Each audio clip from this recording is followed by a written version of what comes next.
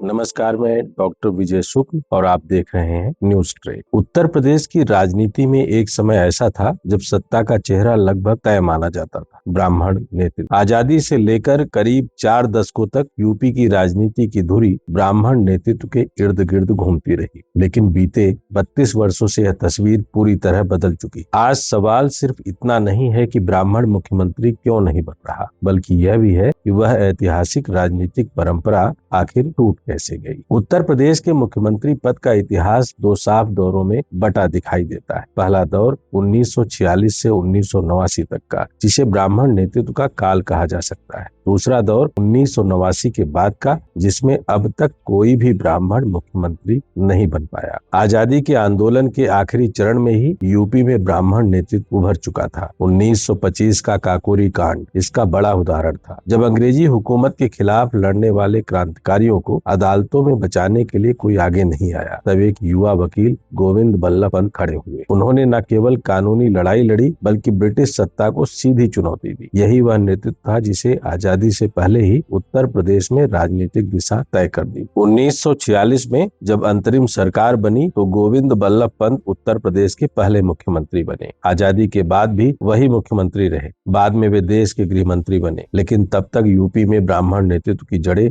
गहरी हो चुकी थी। इसके बाद सुचेता कृपलानी, कमलापति त्रिपाठी, हेमवती नंदन बहुगुणा, श्रीपति मिश्रा जैसे नाम आए। यह वह दौर था जब कांग्रेस सत्ता का केंद्र थी और ब्राह्मण नेतृत्व उसकी रीढ़ माना जाता था। करीब 4 दशकों तक यूपी की सत्ता में ब्राह्मण मुख्यमंत्री रहे। कुल मिलाकर 6 ब्राह्मण मुख्यमंत्री बने और लगभग 20 वर्षों तक प्रदेश की बागडोर उनके हाथ में रही। यह वह समय था जब जातीय पहचान से ज्यादा राजनीतिक अनुभव, संगठन और राष्ट्रीय नेतृत्व की पकड़ निर्णायक हुआ करती थी। लेकिन 1980 के बाद तस्वीर बदलने लगी। सामाजिक न्याय की राजनीति तेज हुई। 1980 में मंडल आयोग की रिपोर्ट आई, जिसने पिछड़े वर्गों की पहचान कर उन्हें 27% आरक्षण देने की सिफारिश की। यह रिपोर्ट 1990 में लागू हुई और यहीं से उत्तर प्रदेश की राजनीति की धुरी पूरी तरह घूम गई। मंडल आंदोलन ने सामाजिक संतुलन को बदल दिया। पिछड़ी जातियों और दलितों में राजनीतिक चेतना तेजी से फैली। इसी दौर में मुलायम सिंह यादव का उदय हुआ। 1987 में उन्होंने क्रांति रथ निकाला। रास्ते में पत्थर पड़े, हमले हुए, लेकिन उनका नारा था, मुलायम सिंह जिंदा रहे न रहे, क्रांति का पहिया चलता रहेगा। 5 दिसंबर 1989 को वही मुलायम सिंह उत्तर प्रदेश के मुख्यमंत्री बने और इसके साथ ही ब्राह्मण नेतृत्व का लंबा युग समाप्त हो गया। इसके बाद से सत्ता का चरित्र पूरी तरह बदल गया। समाजवादी पार्टी,